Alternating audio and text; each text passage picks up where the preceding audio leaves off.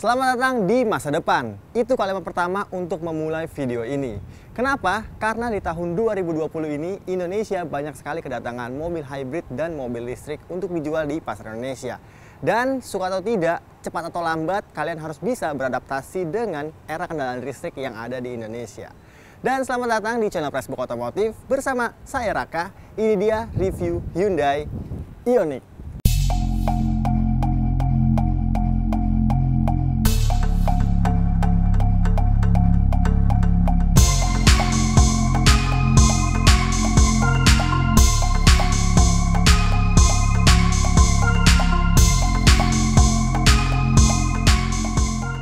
Dan ini dia Hyundai Ioniq, yang pada tanggal 8 November kemarin Hyundai Indonesia resmi menjual Ioniq dan Kona elektrik di Indonesia.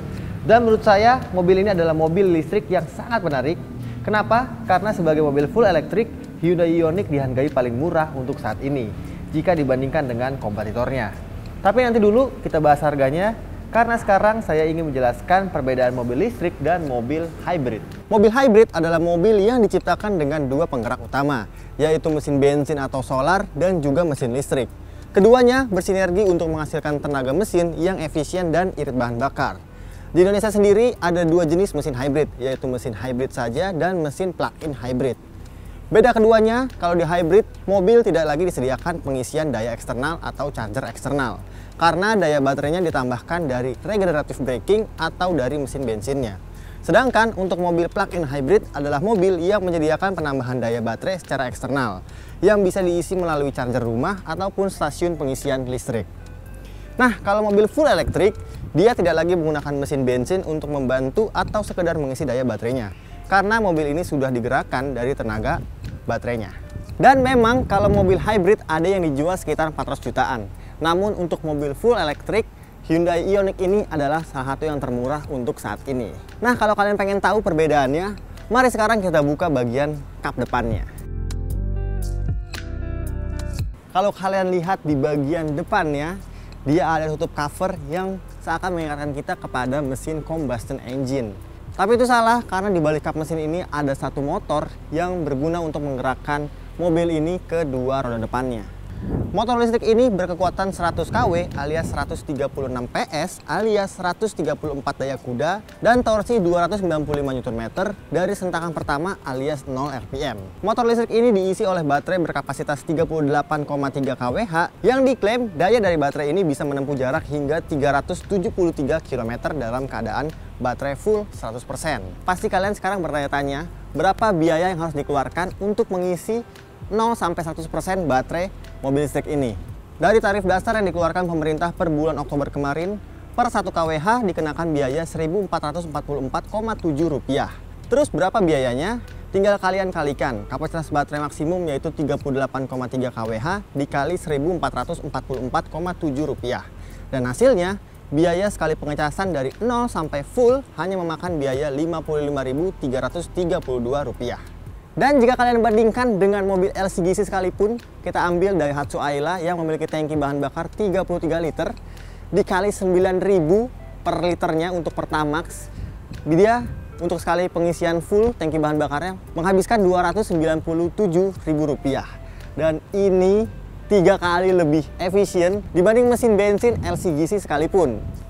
Nah, keuntungan selanjutnya jika kalian punya mobil listrik adalah kalian tidak usah melakukan biaya perawatan lagi, karena memang mobil ini tidak tersedia oli mesin atau oli transmisi atau oli-oli lainnya, karena memang mobil ini hanya digerakkan oleh mesin listrik dan disalurkan melalui baterainya.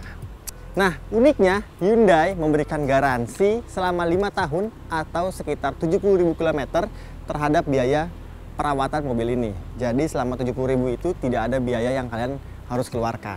Setiap Anda membeli Ioniq, Anda akan diberikan Hyundai satu buah charger atau soket charger yang dimana ini mengeluarkan daya AC. Dan ini merupakan charger portable yang bisa Anda gunakan di rumah. Daya maksimum yang bisa dimasukkan ke dalam mobil sekitar 2200 watt dan daya terendahnya sekitar 1300 watt. Jadi kalian pastikan dulu rumah kalian harus melebihi dari kapasitas daya tersebut. Dan jika kalian ngecas pakai port ini dari 0 sampai 100% baterainya membutuhkan waktu sekitar 15 sampai dengan 20 jam tergantung daya yang dikeluarkan dari listrik rumah Anda. Namun jika kalian menambah uang sedikit, Anda akan mendapatkan port AC juga, namun bisa diletakkan di dalam rumah. Dan kalau pakai pelistrikan metode DC, mobil ini akan terisi penuh dalam waktu hanya 4 jam saja guys. Hujan, jadi kita berhenti sebentar, break. Kita akan lanjutkan di bagian dalam. Kita sampai di bagian interiornya, kita lanjutkan. Kalau tadi terhalang hujan ya, sekarang kita bahas dulu untuk bagian interior dari Hyundai Ioniq ini. Yes, sekilas tampaknya ini seperti dashboard mobil konvensional biasa. Tidak seperti Tesla ataupun BMW i3 yang minimalis sekali. Namun di Hyundai Ioniq ini masih dipenuhi dengan ornamen-ornamen atau tombol-tombol yang mempermudah pengendara pastinya. Di bagian tengah ada layarnya, di bagian instrumen clusternya sudah full digital, di bagian setirnya juga banyak tombol-tombol, di bagian konsol tengahnya juga, dan di bagian bawah sini ada juga layar untuk menunjukkan AC. Bagaimana kalau sekarang kita hidupkan saja mobilnya? Anda akan kaget pasti. Yes. Dan sekarang mobilnya sudah nyala. Tidak ada getaran sama sekali, tidak ada suara sama sekali, karena memang mobil ini adalah mobil listrik yang minim akan suara guys. Mantap sekali, ini merupakan era masa depan. Kita bahas dulu bagian pertama, yaitu posisi duduk dari Hyundai Ioniq ini. Bisa dikatakan posisi duduknya sangat ergonomis sekali. Dia seperti layaknya sebuah sedan, duduknya rendah. Namun jangan khawatir, ini juga bisa diatur naik turunnya, maju mundurnya, dan recliningnya secara elektrik. Juga kursi ini terdapat lumbar support yang bisa mendekap atau melonggarkan bagian punggung belakang Anda. Kursinya sudah elektrik, bagaimana kalau setirnya? Setirnya tentunya dia juga sudah bisa diatur melalui teleskopik dan tilt alias naik turun. Jadi akan sangat ergonomis karena bisa menyesuaikan dengan postur badan kalian masing-masing. Kita sekarang bahas untuk bagian instrumen cluster. Ini yang gue suka karena instrumen clusternya sangat canggih sekali. Dia tidak lagi ditemani dengan penunjuk analog, jarum tidak ada sama sekali di sini. Semuanya tergantikan dengan indikator digital yang sudah full color. Di bagian tengah sini kalian bisa ditunjukkan kecepatan rata-rata Anda. Di bagian kiri penunjuk gigi, lalu di bagian kanan sisa jarak tempuh dari baterainya. Dan di bagian kiri bukan lagi penunjuk RPM, melainkan penunjuk power atau daya charge mobil ini. Jadi ketika Anda gas, indikator sebelah kiri akan menunjukkan ke power, dan ketika Anda rem, indikator ini akan menunjukkan ke charge. Dan itu fungsi dari regenerative braking. Jadi fungsi regenerative braking di mobil ini bukan untuk menambah daya, namun lebih tepatnya hanya untuk menjaga baterai supaya dia lebih efisien gitu. Jadi ketika Anda ngerem, baterai tidak terpakai dayanya, melainkan digantikan dengan fungsi regenerative braking itu. Mantap. Total di bagian tengah sini instrumennya bisa diubah-ubah juga moodnya sesuai dengan mode berkendara yang kalian pilih. Ada 3 mode berkendara untuk mobil ini, yaitu mode Eco, mode normal, dan mode sport. Dimana kalau kalian pencet modenya melalui tombol di tengah sini. Dan kalau kita bahas bagian setirnya, dia setirnya banyak tombol-tombol seperti mobil kebanyakan. Di sebagian kiri untuk mengatur audio dan infotainment yang ada di bagian tengahnya, dan di bagian kanan untuk mengatur cruise control. Jadi mobil ini sudah dilengkapi dengan cruise control, namun belum dilengkapi dengan adaptive cruise control. Di belakang setirnya juga terdapat 2 buah pedal shift. Fungsi pedal shift ini adalah untuk menambah regenerative braking dari mobil ini. Total ada 3 buah tingkatan regenerative braking ini, yaitu level 0, level 1, level 2, dan level 3. Kalau level 3, mobil ini akan serasa mengerem banget gitu, dan lampu di bagian belakang juga menyala. Jadi tentunya untuk safety prosedur dari mobil ini sudah cukup aman. Untuk tuas-tuasnya juga dia sudah cukup canggih karena tuas lampunya sudah full auto dan tuas wipernya juga sudah auto. Lalu kita ke kanan lagi, di mana di bagian kanan juga banyak tombol-tombol, di mana untuk fungsi stability control mobil juga tersedia. Lalu juga ada fungsi blind spot monitoring system, lalu juga untuk mengatur terang redupnya cahaya instrumen kabin, dan juga mengatur headlamp levelingnya. Dan di bawah tombol-tombol itu ada juga 2 buah tombol. Yang kiri untuk memutus daya ketika Anda mengecas, dan yang kanan untuk membuka tutup tangki dari casannya. Oke, sekarang kita bahas bagian instrumen tengahnya, di mana menurut saya instrumen tengahnya ini cukup canggih karena dia tidak hanya bisa menampilkan entertainment, di bagian tengah sini juga Anda bisa memantau seberapa iritkah atau sisa baterai dari mobil ini. Caranya adalah tinggal menekan tombol EV di bagian tengah sini dan ada penunjuk Electric Vehicle Energy Information. Dan tidak hanya itu, Anda juga bisa mengatur charge management. Jadi fungsi charge management ini adalah untuk mengatur schedule pengecasan Anda. Anda biasa mengecas sampai rumah pukul jam 9 malam, mobil ini akan otomatis ngecas dan memutuskan daya listriknya di waktu pukul 6 pagi misalnya, mobil ini akan otomatis memutuskan daya dari rumah Anda. Tidak hanya itu, charge management ini juga bisa mengaktifkan atau menghidupkan mobil ketika Anda ingin berjalan. Jadi tinggal Anda set aja pukul berapa AC mobil ini akan menyala otomatis. Oke, itu charging dan climate. Sekarang kita ke bawah, ada max charger. Dimana seperti gue bilang tadi bahwa mobil ini bisa di-charge melalui dua metode, yaitu melalui DC charger dan AC charger.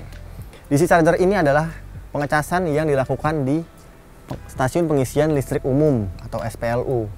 Dan voltasenya bisa sampai dengan 50.000 watt. Nah, kalau untuk di rumah itu menggunakan metode AC charger. Dan tingkatan pengecasan AC charger ini juga bisa diatur. Ketika Anda memiliki daya listrik yang hanya 3.500 watt itu, Anda bisa set di paling rendah yaitu 1.200 watt atau di paling tinggi di 2.200 watt. Kita ke bawahnya lagi, di bagian konsol AC-nya masih konvensional dan dia sudah dilengkapi dengan AC climate control, tapi masih satu zona aja dan suhu terendahnya kita lihat di angka 17 derajat. Lalu blower AC-nya bisa diatur melalui tuas touchscreen. Namun dia tuas touchscreen-nya tidak ada tombol fisik ya, jadi kurang asik dipegangnya. Dan uniknya, untuk menghemat daya dari mobil ini, Anda juga disediakan pilihan driver only. Jadi ketika Anda pencet mode ini, AC di bagian kiri akan mati otomatis dan hanya mendinginkan di bagian pengemudi saja. Dan ini bisa sangat menghemat baterai di mobil ini. Sekarang habis bahas AC dan bahas bagian tengah, kita ke belakang karena di bagian belakang sini juga tidak kalah menarik, di mana untuk pengaturan persnelingnya atau pengaturan giginya Anda tidak disediakan dengan tuas, namun digantikan dengan tombol-tombol. Ini seperti layaknya tombol transmisi pada mobil-mobil Ferrari, bro. Di bagian tengah sini ada tombol netral, parkir, mundur, dan juga drive alias berkendara. Dan untuk metode penggunaan ini seperti mobil konvensional biasa, di mana ketika Anda mengaktifkannya Anda harus menginjak rem dulu.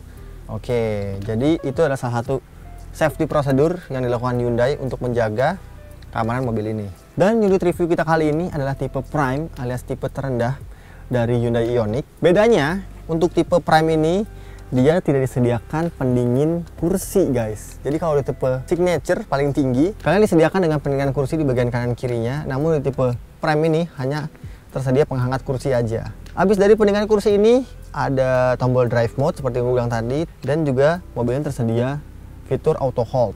Oke, selain fitur-fitur ini semua, namanya mobil elektrik, dia juga disuguhkan dengan berbagai tempat atau soket untuk mengisi daya gadget Anda. Di bagian depan terdapat 3 buah soket. Yang sebelah kiri ini soket lighter 12 volt dan di sebelah kanan juga soket lighter. Di tengahnya ada soket USB yang juga berfungsi untuk mengaktifkan Apple CarPlay atau Android Auto-nya. Tidak hanya itu, di bagian belakang juga ada disediakan 1 buah tempat wireless charging, dimana kalau kalian gadgetnya sudah support fitur wireless charging, tinggal letakkan saja di sini, akan terisi otomatis dayanya.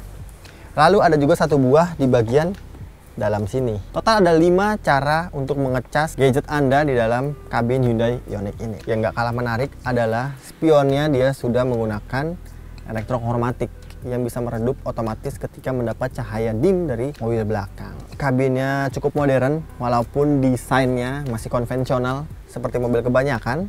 Mobil ini juga disediakan dengan peranti keamanan yang banyak. Terdapat 7 buah airbag untuk Hyundai Ioniq ini. Di bagian depan 2, di pilar kiri kanan 2, di bagian kursi ini juga terdapat 2 buah airbag. Jadi untuk peranti keamanan mobil ini harusnya cukup mumpuni. Sekarang kita lanjut ke bagian belakangnya. Di bagian belakang sini ternyata Hyundai Ioniq dengan desain liftback tidak memberikan ruang penumpang yang cukup banyak, karena di depan saya udah set posisi berkendara ideal saya dengan tinggi 185 cm dan untuk bagian legroomnya dia tersisa sekitar 4 jarian nih. Kalau ngomongin headroom, karena desain mobil ini liftback, dia agak melandai ke bagian belakang. Headroomnya kalau kita sender gini sangat tipis sekali, sekitar 1 atau 2 jari.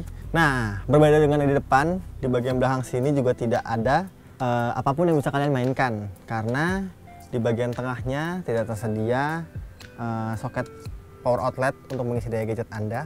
Hanya ada 2 buah blower AC guys. Jadi di belakang sangat minimalis sekali, namun disediakan juga armrest yang juga terdapat 2 buah cup holdernya. Ngomong-ngomong, untuk fitur keselamatannya, dia juga sudah diberikan seat belt 3 titik untuk ketiga penumpangnya. Di bagian tengah juga 3 titik, lalu juga diberikan headrest untuk ketiga penumpangnya juga. Nah, karena mobil ini berpenggerak roda depan, tapi terdapat 1 buah tonjolan channel. Mungkin bukan channel ya, karena nggak ada gardannya nih. Atau mungkin ini adalah tonjolan yang digunakan untuk baterai yang terletak di bagian bawah mobil ini guys. Overall untuk posisi duduknya, joknya di sini kulit perforated gitu, di bagian tengahnya bolong-bolong. Namun untuk busa joknya cenderung agak keras nih. Baiklah, sepertinya di depan sudah reda hujannya. Bagaimana kalau kita balik lagi untuk gue jelasin bagian desain dan apa saja yang ditawarkan di bagian eksteriornya sebelum kita lanjutkan ke berkendara. Sementara kalau kita ngomongin bagian desainnya, Hyundai Ioniq ini tidak terlalu atraktif seperti mobil-mobil listrik kebanyakan. Katakanlah mobil BMW i3S atau Tesla Model X, dia cenderung lebih futuristis modelnya. Kalau ini sebagai sedan liftback biasa. Dan kita ke depan. Nah, di depan sini yang baru tercirikan kalau mobil ini adalah mobil full electric, di mana dia tidak lagi menggunakan bentuk grill yang banyak lubang-lubangnya atau garis-garisnya. Ini merupakan grill yang digunakan di sebagian besar mobil listrik.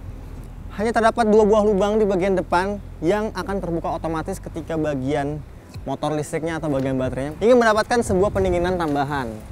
Oke, sementara untuk lampunya, dia lampunya bentuknya lonjong seperti ini yang cenderung biasa aja desainnya. Namun lampunya sudah full LED untuk lampu low beam dan high beamnya. Hanya saja untuk bagian lampu sennya dia masih menggunakan bohlam halogen. Di bawahnya tidak terdapat fog lamp, hanya saja lampu DRL 2 buah yang memanjang seperti itu, yang sangat jelas terlihat ketika di siang hari. Dan sepertinya itu aja di bagian depan sini. Bagaimana kalau kita lihat langsung bagian sampingnya. Sementara di bagian desain sampingnya, menurut gue proporsinya ini sangat enak sekali dilihat karena dia memiliki lebar dan panjang yang cukup proporsional, karena mobil ini masuk dalam segmen medium sedan. Oke, di bagian samping sini juga ada beberapa fitur yang ditawarkan. Salah satunya adalah spion ini yang cukup pintar. Dia tidak hanya bisa melipat dari bagian dalam, melainkan kacanya juga terdapat blind spot monitoring system. Jadi ketika ada mobil lewat di samping kita, ya tidak terdeteksi, penunjuk indikator blind spot ini akan menyala secara otomatis. Di bagian rodanya, Hyundai Ioniq ini dibekali dengan velg ukuran 16 inci yang dibalut ban dengan ukuran 205/60. Dan seperti kalian lihat, desain velgnya seperti desain velg mobil listrik kebanyakan, berbentuk seperti kipas gini yang berguna untuk menambah efisiensi mobil ini. Jadi desain kipas ini bukan tanpa alasan, karena untuk mengejar faktor aerodinamis juga. Lanjut, kita ngomongin bagian remnya. Depan belakang dia sudah dibekali dengan rem cakram yang juga sudah lengkap dengan fitur ABS, EBD-nya. Dan di rem ini, seperti yang gue bilang tadi, bahwa dia juga berfungsi sebagai regenerative braking. Dan ketika fungsi regenerative braking itu diaktifkan, dia tidak mengangkat kampas rem, melainkan ditahan melalui motor listriknya. Jadi otomatis kampas rem ini akan semakin awet ketika kita lebih sering berdeselerasi. Oke, dan di samping fender sini juga terdapat 1 buah emblem Blue Drive yang menandakan bahwa mobil ini adalah mobil yang ramah lingkungan. Mantap sekali. Kita ke belakang sekarang karena desainnya cukup cantik, bro. Ini dia proporsi desain belakang dari Hyundai Ioniq. Dimana seperti gue bilang tadi bahwa bagian belakang sini menganut desain liftback. Jadi kaca belakangnya cenderung lebih tinggi, lebih gembung, dan terdapat 2 buah kaca di atas dan di bawah sini yang kecil nih. Nah, untuk bagian lampunya, seperti kalian bisa lihat, dia lampu malamnya sudah menggunakan LED garis-garis gini, cantik sekali bentuknya. Lampu remnya juga sudah LED, namun sayangnya untuk lampu sen dan lampu mundurnya dia masih bohlam biasa nih guys. Yang unik, di bagian bawah situ juga terdapat satu buah lampu, di mana itu berguna sebagai fog lamp belakang yang merupakan salah satu safety prosedur yang beredar di Eropa sana. Mantap sekali, desain belakangnya cantik, kacanya atas dan bawah sudah dilengkapi juga dengan defogger kaca belakang, dan ada juga satu buah antena shark-fin di bagian atasnya. Nah, nggak ketinggalan, di bawah emblem Hyundai ini juga terdapat satu buah kamera mundur yang juga terdapat guidance lens-nya. Kalau kalian penasaran apakah di bawah mobil listrik ini ada knalpotnya, kita intip aja langsung. Tentunya tidak ada dong guys. Di belakang sini polos aja, hanya ada satu buah cover nih yang menutupi untuk bagian bawahnya. Lalu di bagian atasnya, pintu bagasi ini juga terdapat satu buah emblem elektrik yang menandakan bahwa mobil ini adalah mobil elektrik. Kita buka saja bagian bagasinya. Ini dia kapasitas bagasi dari Hyundai Ioniq. Kalian lihat sendiri, kapasitas bagasinya sangat luas sekali untuk ukuran sedan dan juga cukup tinggi. Di bagian bagasi ini juga Anda mendapatkan satu buah tray yang bisa menutupi barang bawaan Anda. Oke, selain tray, Anda juga diberikan satu buah box dari Hyundai yang kalau kita buka isinya adalah charger seperti yang gue bilang tadi, charger dan satu buah tire mobility kit alias tire repairman kit, karena memang dia tidak memiliki lagi ban serep di bagian bawahnya. Karena tidak memiliki ban serep, di bagian bawah sini juga terdapat satu buah bagasi tambahan yang berguna untuk menaruh berbagai toolkit atau barang-barang Anda lainnya. Jadi cukup praktis di bagian belakang sini karena tempat penyimpanan cukup luas sekali. Lalu di bagian belakang sini juga ada satu buah lampu untuk menerangi bagian bagasi dan ada satu buah tuas jikalau Anda tidak mau membuka tutup bensin alias tutup soket untuk charger. Namun kalau menurut Hyundai, tuas ini digunakan hanya untuk darurat saja. Jadi kalau seandainya mobil ini masih terisi baterainya penuh, Anda disarankan untuk membukanya lewat mekanisme di bagian depan. Dan itu aja yang ditawarkan dari Hyundai Ioniq di bagian eksteriornya. Sekarang yang bikin gue penasaran bagaimana rasa berkendara dari mobil listrik ini. Jadi langsung aja kita masuk ke dalam buat kita gaspol.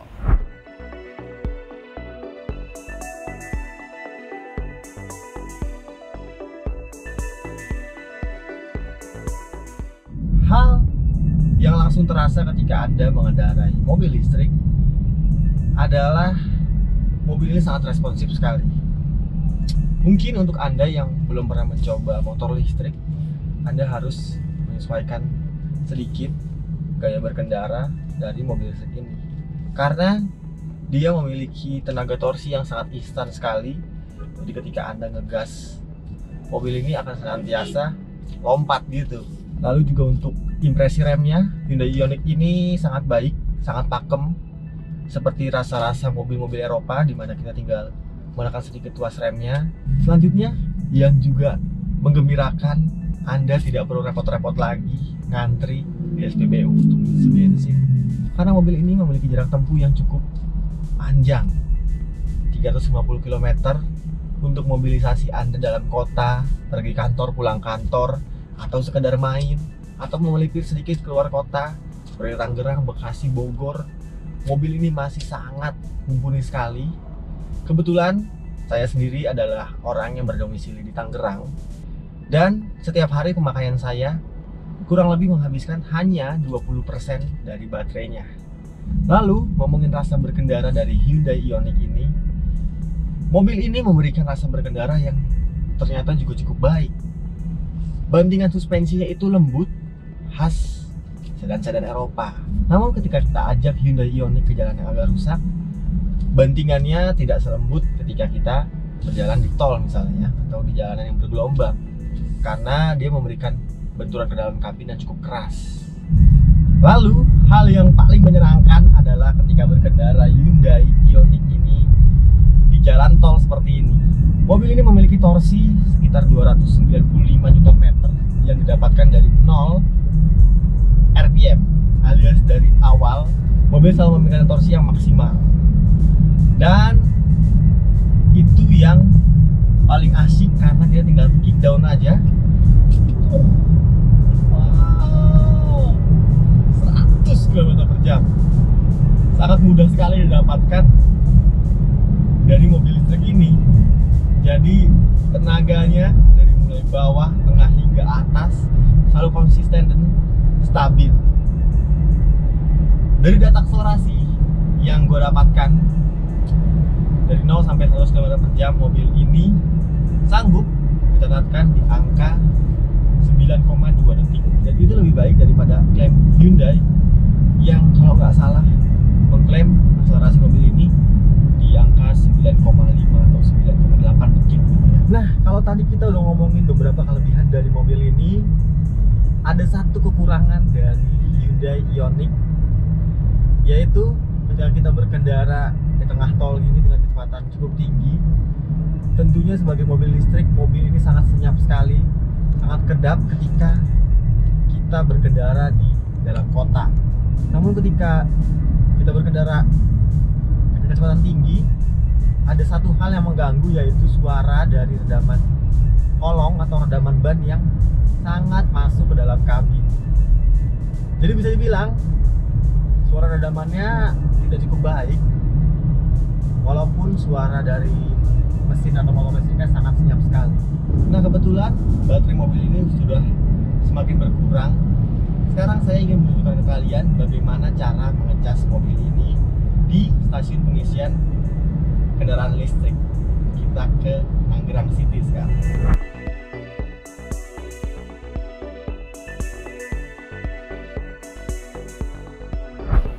Oke, teman-teman, sekarang gue udah sampai di Tang City Mall, tepatnya di depan lobi Prime, di mana dia punya SPKLU, Stasiun Pengisian Kendaraan Listrik Umum. Jadi kita coba aja langsung bagaimana alat ini bekerja untuk mengisi daya dari Hyundai Ioniq ini. Pertama, pilih konektor nozzle sesuai dengan port kendaraan Anda. Dan kebetulan ada dua konektor, yaitu CH Demo atau CCS2. Nozzle ada sebelah kanan. Ini bentuk nozzle-nya. Nah, kebetulan udah dibuka juga. Jadi kita langsung aja colokin. Colokin ke sini, guys. Oke.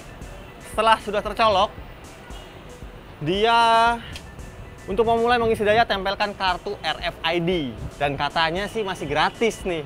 Jadi kita tinggal tempelin aja KTP untuk mengisi dayanya. Tempelin dulu. Dia langsung ada isolation test. Jadi dia ngecek dulu mobilnya apakah support. Setelah di isolation test, nah, EV chargingnya sudah mulai. Sebentar. Nah, langsung terlihat 0,0 kWh. Jadi baru saja memulai pengecasan di mobil ini. Dan kebetulan sekarang baterainya sudah 82%. Bagaimana tahu kalau ini udah ngecas? Kita bisa lihat di depan ada indikatornya kalau mobil ini ngecas. Seperti bar pada handphone ya, 3 buah di atas situ. Dan tandanya mobil ini sedang mengecas. Namun ketika sudah full mobilnya, dia akan mati. Jadi bukan 3 bar itu nyala, tapi akan mati. Dan dia juga mempunyai pemutus arus sendiri. Dan itulah yang bisa gue bagikan mengenai Hyundai Ioniq yang sudah dijual massal sekarang.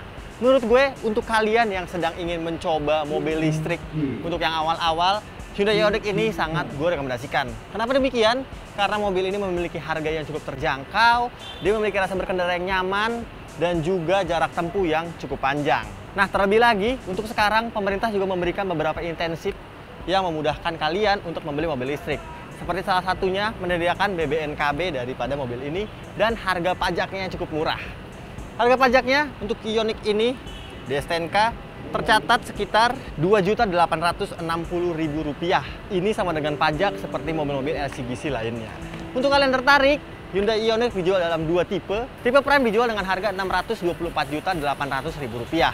Dan untuk tipe paling mahal dijual di angka Rp664.800.000.